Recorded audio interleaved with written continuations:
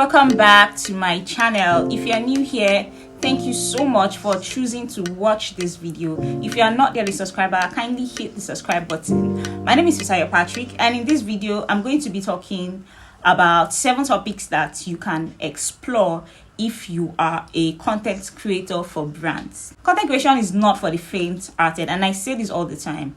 As a content creator, you must ensure that you're constantly coming up with topics that will resonate with your target audience, and that will also fit the niche that you are in. Now, if you're a content creator for brand, I'm sure that you will agree with me that it's not easy to come up with topics that not only meet the standards of the brand that you are creating content for, but will also be relevant to the brand's target audience. And it is not easy at all to come up with all those things. Although there are so many tools that can help you to generate content, as much as those tools, as good as those tools are, I think that it's also important for you as a creator to be able to go ahead and do a lot of research.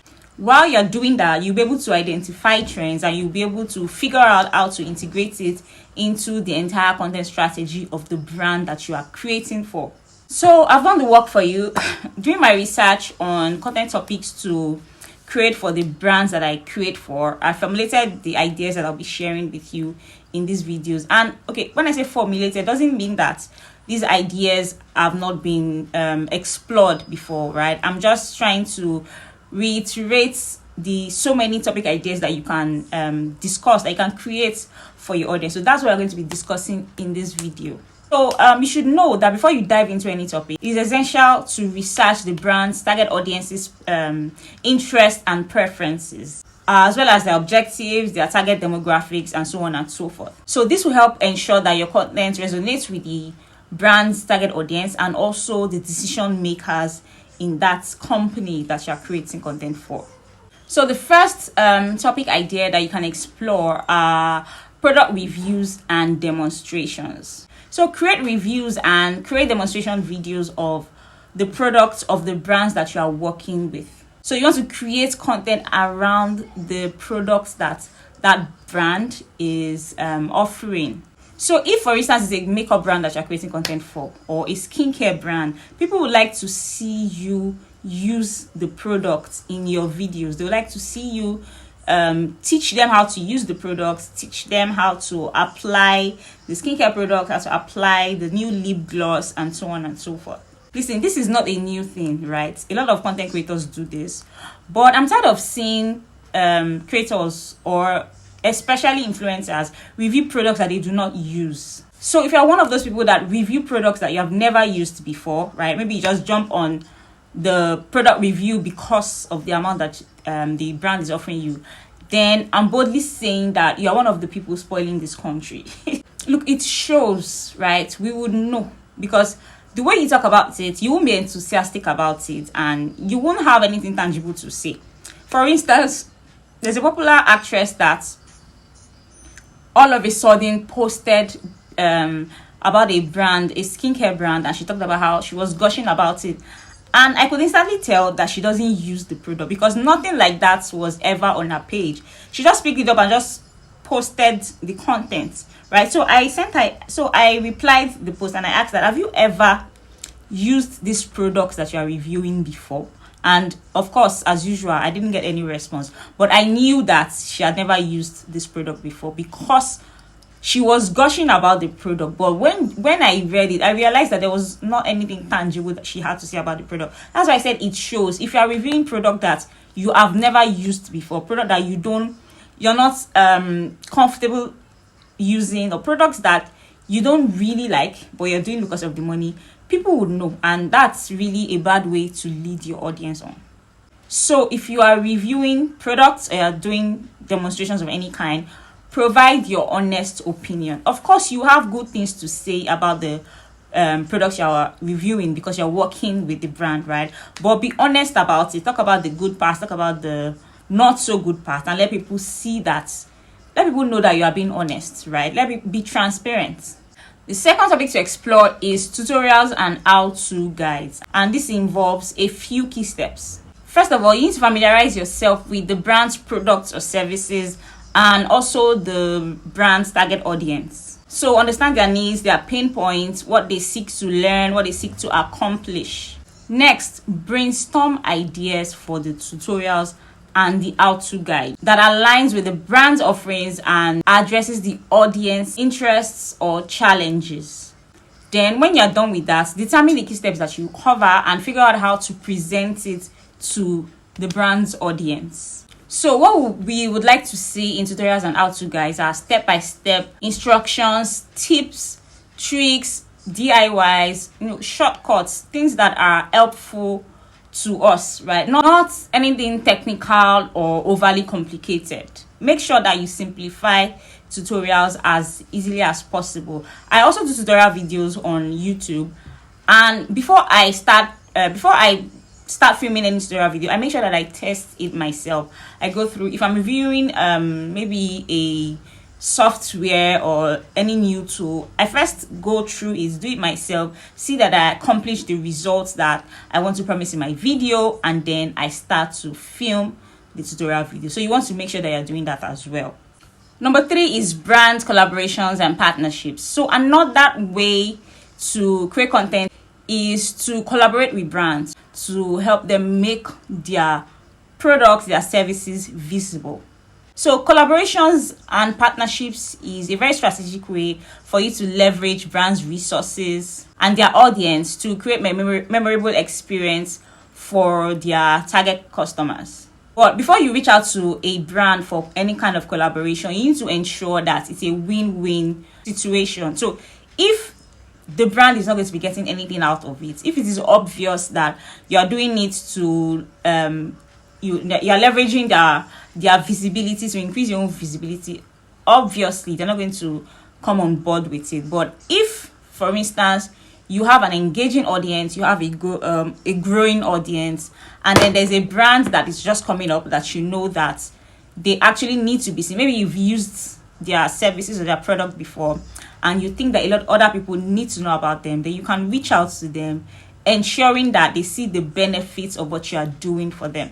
So this could involve featuring their products or their services in your videos, or participating in sponsored content. It could also involve co-creating social media content, videos, articles, blogs, etc. Just ensuring that you talk about their brand in all your content platforms, in all your platforms, right? Especially the ones that have more views, more engagement. So personally, I have not collaborated with any brand, and that's because I'm still building my audience, right? And because of the kind of person that I am, I want to make sure that a lot of people are jumping into brand collaborations and partnerships, right? Because they want to be a content creator that collaborates, and there's nothing wrong with that. They want to be a content creator that has collaborations in their arsenal, and this is fine. But for me, I believe first in adding value, building an engaging audience, building a growing audience, an audience that trusts you, so that by the time you start recommending brands, they will rush at the brands that you're recommending. Don't forget, it should always be a win-win situation for both you and the brand you're collaborating with. Number 4 topic to explore is behind the scenes content, and we call this BTS. So you want to offer the audience a BTS look at brand operations, brand events, product development processes, and things like that. So the purpose of this is to help humanize the brand and help them build trust with their audience.